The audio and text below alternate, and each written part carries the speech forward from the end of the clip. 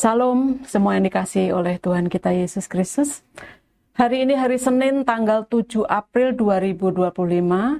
Kita masih dalam pembahasan seminggu bersama pelajaran dari kisah ular tembaga. Hari yang ketujuh atau hari yang terakhir dengan judul renungan Ular Tembaga dan Yesus.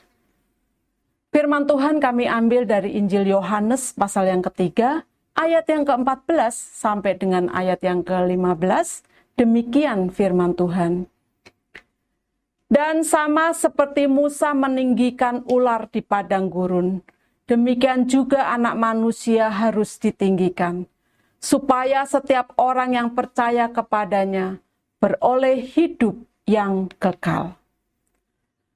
Ular tembaga yang dibuat Musa adalah tipologi Yesus.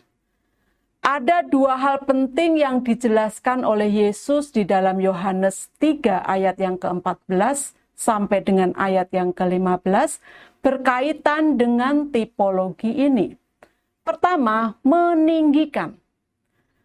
Musa memasang ular tembaga dalam sebuah tiang, lalu ditempatkan di tempat yang tinggi, sehingga dapat dilihat oleh orang banyak.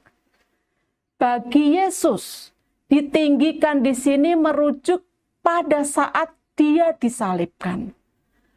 Banyak orang yang salah mengerti dengan kata ditinggikan yang dikenakan untuk Yesus di sini.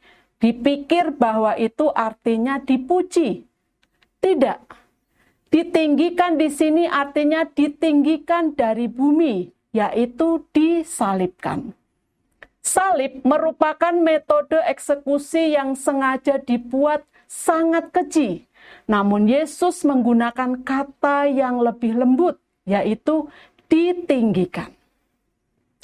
Yesus menegaskan lagi di dalam Yohanes 12 ayat yang ke-32. Dan aku, apabila aku ditinggikan dari bumi, aku akan menarik semua orang datang kepadaku. Menariknya adalah adanya kata harus ditinggikan di sini. Hal ini menegaskan bahwa salib merupakan bagian terpenting untuk penebusan dan penghapusan dosa manusia. Tanpa salib, tidak ada penebusan dan penghapusan dosa manusia. Yang kedua, memberikan hidup. Di padang gurun, bangsa Israel dipagut oleh ular tedung dan mengalami kematian. Ini adalah gambaran dari manusia yang dipagut ular, yaitu iblis, dan akibatnya mengalami kematian kekal. Bangsa Israel akan tetap hidup ketika mereka mau memandang ular tembaga itu, sekalipun sudah dipagut ular tedung. Demikianlah ketika manusia memandang Yesus, yaitu percaya kepadanya, dia akan memperoleh hidup yang kekal, sekalipun pernah dipagut ular, yaitu iblis. Dikatakan, supaya setiap orang yang percaya kepadanya beroleh hidup yang kekal. Yesus menyebut kehidupan yang ditawarkan sebagai yang kekal.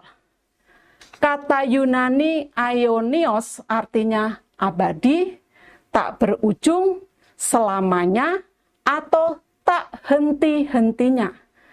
Dengan kata lain, kehidupan ini benar-benar permanen dan selama-lamanya. Hasil dari iman kepada Kristus bukan hanya penyelamatan dari masalah-masalah di dunia ini, tetapi kelahiran kembali di dalam kehidupan yang tak pernah berakhir. Semua orang yang merasa bahwa mereka adalah orang berdosa, bahwa mereka tidak memiliki kebenaran mereka sendiri, dan bersedia memandang kepada Yesus sebagai satu-satunya juru selamat, maka mereka akan memperoleh hidup yang kekal. Ada dua hal yang ditekankan di sini, yaitu bahwa tidak ada keselamatan di dalam siapapun kecuali di dalam Yesus. Dan bahwa keselamatan di sini sepenuhnya gratis bagi siapapun yang mau datang kepada Yesus. Apakah Anda termasuk salah satu dari orang yang sudah datang kepada Yesus? Jika iya, bersyukurlah. Sebab karena kasih karunia kamu diselamatkan oleh iman. Itu bukan hasil usahamu, tetapi pemberian Allah. Itu bukan hasil pekerjaanmu. Jangan ada orang yang memegahkan diri. Sekarang giliran Anda untuk mewartakan berita keselamatan ini kepada orang lain yang belum pernah mendengarnya. Kata-kata bijak. Tanpa salib tidak ada penebusan dan penghapusan dosa, serta keselamatan bagi manusia. Bapak Ibu, mari kita berdoa. Tuhan, aku bersyukur untuk kehidupan kekal yang Kau janjikan bagiku.